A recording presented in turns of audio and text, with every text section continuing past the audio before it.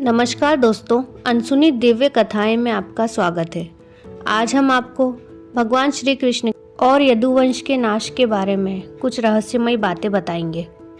महाभारत के युद्ध की समाप्ति के बाद जब युधिष्ठिर का राजतिलक हो रहा था, तब कौरवों की माता गांधारी ने महाभारत युद्ध की वजह से हुए उनके वंश के नाश और उनके 100 पुत्रों की मृत्यु के लिए श्री कृष्ण को दोषी ठहराते हुए श्राप दिया कि जिस प्रकार कौरवों के वंश का नाश हुआ है, ठीक उसी प्रकार यदुवंश का भी नाश होगा।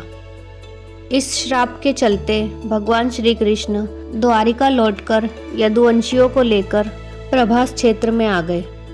कुछ दिनों बाद महाभारत युद्ध की चर्चा करते हुए सात्यकी और कृतवर्मा में विवाद हो गया।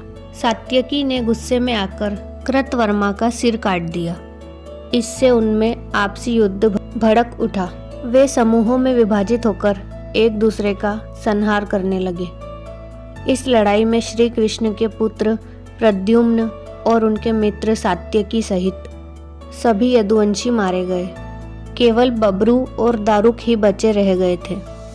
यदुवंश के नाश के बाद कृष्ण के ज्येष्ठ भाई बलराम समुद्र तट पर जाकर बैठ गए और एकाग्रचित होकर परमात्मा में लीन हो गए। इस प्रकार शेषनाग के अवतार बलराम जी ने अपनी देह त्यागी और स्वधाम लौट गए।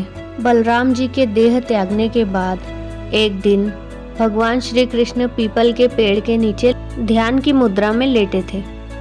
तब उस क्षेत्र में जरा नाम का एक बहेलिया आया हुआ था।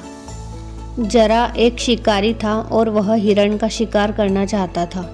जरा को दूर से हिरण के मुख के समान भगवान श्री कृष्ण का तलवा दिखाई दिया।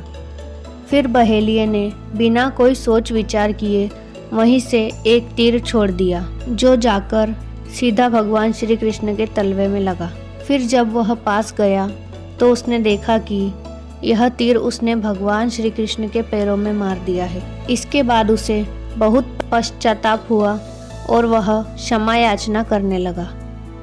तब भगवान कृष्ण ने बहेलिये से कहा कि जरा तू डर मत, तूने मेरे मन का काम किया है। अब तू मेरी आज्ञा से स्वर्ग लोक को प्राप्त करेगा। तो दोस्तों, यह था भगवान श्री कृष्ण के भाई बलराम जी के प्राण त्यागने का रहस्य।